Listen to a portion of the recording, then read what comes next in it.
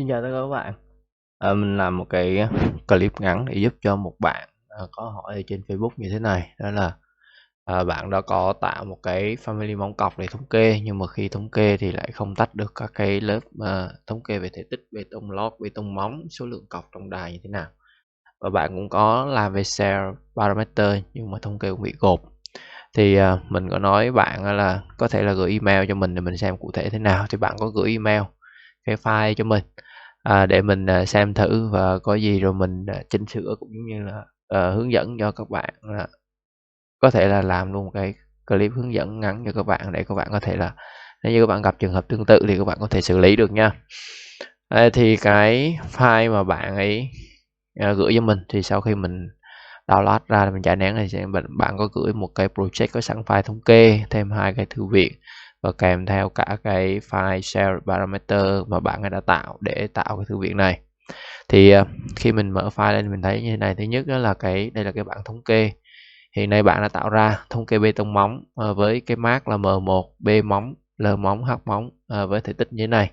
Thì cái bảng thống kê này tạo từ cái bảng thống kê là structural variation với các cái chỉ số theo share parameter bạn đã đưa vào, và tất nhiên là ngoài này thì vẫn còn một số chỉ số nữa chưa đưa vào trong này nha. Thì ở cái chỗ này nếu như các bạn muốn cái thống kê cái thể tích ở đây ra, đúng không, thì mình sẽ quay trở lại mình kiểm tra. Nhất là mình sẽ vào mình kiểm tra xem là cái family móng của bạn này đã tạo như thế nào. Nhất là bạn đã tạo một cái family móng như thế này, và trong cái family móng như này thì trong này có các cái thông số. Ví dụ như là các thông số này của bạn giữ nguyên đây, thì khi mình tìm hiểu thông số thì mình hiểu là ví dụ cái phần móng là cái phần này, thì có B móng, có B móng, có L móng, có H móng là ba cái cạnhของmóng. Rồi ở đây có B bê tông lót, L bê tông lót và H bê tông lót ở đây. Tức là mình đoán cái phần lót ở chỗ này. Và cái B1, cái B1, B2, cái B1, B2, B3, B4, cái này thì mình cũng chưa biết nó là cái gì. Ở chỗ này mình sẽ có là chiều dài của cọc 1 và chiều dài của cọc 2. Rồi thì sau khi đấy thì mình sẽ đi vào mình load cái share parameter của bạn ấy vào để mình xem thử là cái tham số bạn đã tạo ra có cái gì. Mình đã load vào đây thì có B móng, H móng, L móng, như vậy là có đầy đủ kích thước của một cái dài rộng cao của cái móng. Rồi có bê tông lót như vậy, cái này cũng tạo share parameter. Rồi có D cọc, có D cọc, đúng không, có D cọc, có H móng. Thì ở cái chỗ này nếu như mà đã có đầy đủ tham biến như thế, thì khi mà các bạn tạo ra một cái bảng thống kê như thế này, các bạn đã có cái bảng thống kê là bê tông móng như này, thì ví dụ như thứ nhất là mình có thể gọi ra móng rồi, đúng không, mình sẽ gọi luôn cái chỉ số B bê tông lót này nè, rồi cái H bê tông lót này. H bê tông lót này là chúng ta sẽ có là L bê tông lót này. Như vậy thế như các bạn đã có các cái chỉ số như thế này, đúng không, có các chỉ số như này. Thì khi mà các bạn đã có chỉ số như thế này, thì cái phần thể tích này là phần thể tích mà nếu như các bạn gọi cái chỉ số volume ở trong này ra thì nó sẽ là cái thể tích gộp. Cho nên là ở đây cách xử lý thứ nhất đó là cách xử lý thẳng ở trong cái bảng thống kê. Bảng thống kê thì ở trong cái bảng này các bạn sẽ tạo ra một cái biến, một cái tham số thống kê mới là bằng fx này. Fx này ví dụ như mình đặt thống kê là thể tích móng. Sau đó thì mình sẽ đưa vào trong cái dạng số của nó là dạng volume nha các bạn. Và cái công thức của nó sẽ bằng là B móng rồi nhân với lại L móng nhân với lại H móng. Ok, chúng ta sẽ tạo thêm một cái thông số nữa là thể tích lót, cũng là khai báo vào cái mạng volume, và sẽ dùng cái công thức là H bê tông lót nha, nhân với L bê tông lót. Ok rồi, như vậy thì khi các bạn bấm ok thì chúng ta sẽ có cái gì, ta sẽ có thêm hai cái chỉ số đây này. Đây nhá. Đây là thể tích móng này và đây là thể tích lót. Nếu như các bạn muốn tách ra thì như vậy chúng ta sẽ có này. Và các bạn sẽ thấy là chúng ta sẽ có được cái thể tích này. Còn đây là cái thể tích mà khi mà thống kê ra thì nó là tổng thể tích của cái hiện nay cái mô hình này nó sẽ gồm là cái này cộng theo cái cọc. Thì mình đây là mình hiểu, mặc dù là mình thì cái chuyên ngành của mình nó không phải là chuyên ngành về thi công cũng như không phải chuyên ngành về xây dựng, cho nên là mình cũng không, nói chung là nếu để bàn sâu về cái kích thước ở đây với cái hình học ở đây với các thông số đây thì mình sẽ không có bàn được nha.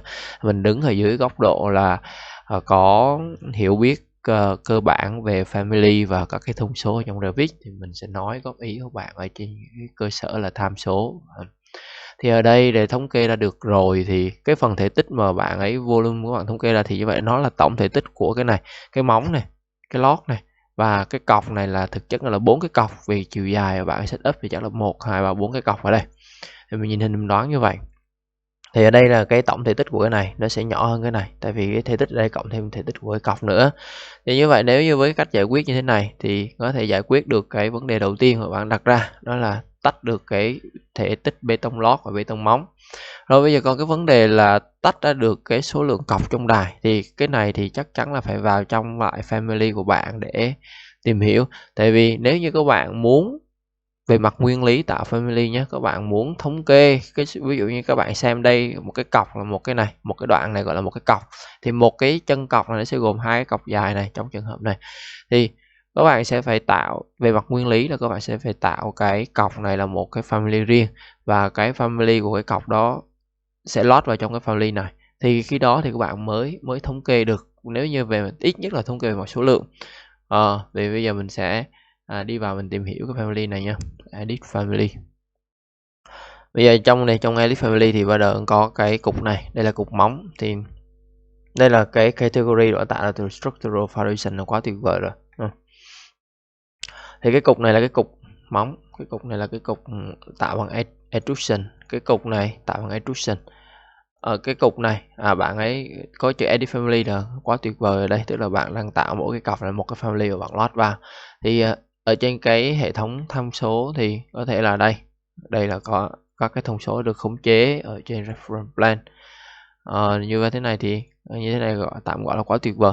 Như vậy tôi quay trở lại đây thì bây giờ đã tạo cái này rồi, nhưng mà bây giờ để các bạn có thể đếm được cái số lượng của cái đối tượng này thì về mặt nguyên tắc các bạn phải tích vào cái share, cái dấu tích share của cái family con, tức là một cái đối tượng về family các bạn muốn load vào một cái family khác, và các bạn lại muốn là Revit trong dự án đếm được cái số lượng này thì các bạn phải tích vào cái chỉ số share. Ví dụ ở đây mình sẽ edit family nhá, mình kiểm tra xem tích chưa. Đây cái dấu tích này chưa tích này. Đây là cái family cọc, mình sẽ không có can thiệp vào cái chỉ số của nó, mình chỉ kiểm tra. Nếu các bạn muốn thống kê số lượng của cái cọc nhỏ này thì các bạn thống kê số lượng family con này hoặc là bất kỳ một cái đối tượng nào khác, các bạn phải tích vào cái share này. Đây các bạn thấy là cái chỉ dẫn của cái share này Revit viết rất rõ này. Khi mà chúng ta kích hoạt nó lên thì Revit sẽ xem như là đây là một cái family mà độc lập từ cái family gốc, và các bạn có thể là chọn này, có thể tag này, có thể schedule và ta thống kê cái số lượng của cái family đó ở trong cái family tổng đó. Nên là các bạn nên, nếu các bạn muốn thống kê nó thì các bạn sẽ tích vào nó nha. Ở đây mình sẽ tích vào nó và sau đó thì các bạn sẽ load ngược lại vào trong cái cọc này rồi. Ok nha, override. Sau đó thì mình sẽ lại load cái này, vào trong cái dự án lại override existing version. Thì bây giờ mình sẽ kiểm tra lại cái bảng thống kê, các bạn sẽ thấy đây. Các bạn thống kê lúc này bây giờ nó sẽ tách ra này. Đây là các cái cọc đúng không? Đây là cái phần M1, tức là bạn ấy, đây là M1 là các bạn cái mác M1 này là của cái này, của cái ông này đúng không? Thì bây giờ đã tách ra này các bạn, hồi nãy ta bây giờ tách ra thêm 1, 2, 3, 4 là có 4 cái cọc này, thêm cái bê tông của 4 cái cọc này nữa. Và tất nhiên là cái thể tích móng, cái thể tích lót lúc này là 0,63 còn 0,14 là khoảng 0,77, là nó tương đương với 0,766 ở đây. Đó là về mặt thể tích. Như vậy các bạn thấy tách này ra. Thì bây giờ các bạn muốn đếm số nó thì bây giờ chỉ có là hết sức là đơn giản, các bạn sẽ vào trong cái family này nhá. Bây giờ nó là một cái đã tích dấu share rồi, các bạn thấy này, bây giờ mình bấm cái mình chọn sẽ có chọn cái này. Nhưng mà các bạn rà chuột đây, các bạn bấm tab một cái thì các bạn sẽ được chọn riêng cái này. Và riêng cái này thì các bạn cũng vào, các bạn tiếp cận được các cái chỉ số của nó ở đây, đúng không? Và ở đây thì mình sẽ cho nó một cái chỉ số, mình sẽ đặt cho nó một cái time mark. Ở đây là mình sẽ đặt time mark cho nó là C nhá, một cái chữ C. Rồi mình sẽ OK. Thì bây giờ vào cái bảng thống kê này mình sẽ làm gì? Bây giờ mình sẽ thêm cái time mark ở đây. Rồi, mình sẽ thêm cái chỉ số là count, là đếm nhé. Sẽ cho count, có tất nhiên thêm cái chỉ số nào nữa thì tùy các bạn. Rồi, ở đây thì chúng ta sẽ có cái time mark này, time mark là C, cái count là 1 này. Đó. Thì bây giờ mình sẽ vào, mình sẽ xử lý cái bảng số liệu này một chút xíu thôi. Mình sẽ cho cái này là theo time mark, sau đó thì mình sẽ phân loại nó theo mark, đúng không? Và ta bấm. Ở đây mình sẽ không thống kê intermediate nữa, mình sẽ grand, mình sẽ không thống kê intermediate nữa. Thì các bạn sẽ thấy ở đây là chúng ta sẽ có là bây giờ cái cọc time mark nha, C nha, tổng cộng có 4 cái này. Đây, cái chỉ số nó ở đây. Đó, một cái dấu tích, nhớ hết sức là tự nhiên. Rồi. Thì đó là cái nguyên tắc để chúng ta có thể xử lý cái family này. Rồi bây giờ thêm một cái cách nữa, tức là về shared parameter thì ở trên cái kênh của mình đã có một cái clip mình nói rất rõ về cái giải thích rất là căn bản về cái shared parameter này, thông qua một cái ví dụ là thống kê về cái cọc cừ C nha. Thì ở đây mình cũng làm lại thêm một lần nữa để cho các bạn xem là bây giờ chúng ta sẽ thống kê cái thể tích này theo một cái cách khác, đúng không? Theo cái chỉ số shared parameter. Thì để làm cái chuyện đó thì mình lại vào trong lại cái thư viện này. Mình cũng không nhắc lại nữa, mình sẽ không quan tâm đến cái thông số này, mình chỉ quan tâm đến cái thông số mình muốn thống kê thôi. Ở trong này thì mình sẽ vào trong cái manage này. Các bạn muốn làm shared parameter thì các bạn sẽ phải tạo ra hệ thống tham số riêng của các bạn. Ví dụ ở đây tạo ra một cái group mới là đài cọc nha. Và trong đài cọc thì các bạn sẽ thêm những cái thăm biến mới. Ở đây mình sẽ thêm vào 2 thăm biến. Thăm biến thứ nhất đó là thể tích của móng. Và mình sẽ đưa nó vào trong cái phân hoạng là volume nhé. Về cái thứ hai là thể tích lót. Và mình đưa nó vào trong cái phần hạng là volume luôn. Rồi, OK. Như vậy hai chỉ số này chắc chắn là đưa vào dự án này sẽ thống kê được. Đó mình sẽ vào trong cái bảng công thức của cái thư viện này, của cái family này. Mình sẽ vào đây, mình tạo ra hai cái tham biến mới nha, và sẽ chọn là shared parameter, thể tích móng. OK. Rồi, sau đó thì mình tạo thêm một cái mới shared parameter và thể tích lót. OK. Tất nhiên là tương tự như vậy, các bạn muốn tạo ra cái chỉ số nào thì các bạn tạo. Thế ở đây thì cái thể tích móng này sẽ bằng cái gì? Là bằng các cái chỉ số trên này, B móng này, L móng, H móng nhân với nhau. OK. Bằng, các bạn sẽ đánh vào đây. Các bạn đánh công thức thì nhớ là đánh đúng viết hoa viết thường nha các bạn. B móng nhân H móng.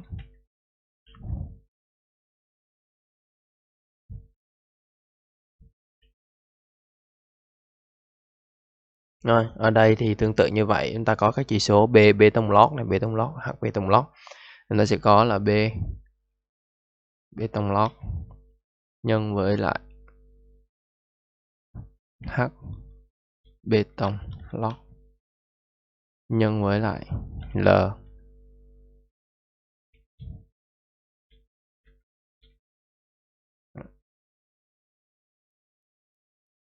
Đây, ở cái chỗ này sau khi mà chúng ta đã có một cái tham biến như thế rồi thì chúng ta chỉ việc là load vào trong dự án nha, và sau đó thì chúng ta sẽ override nó.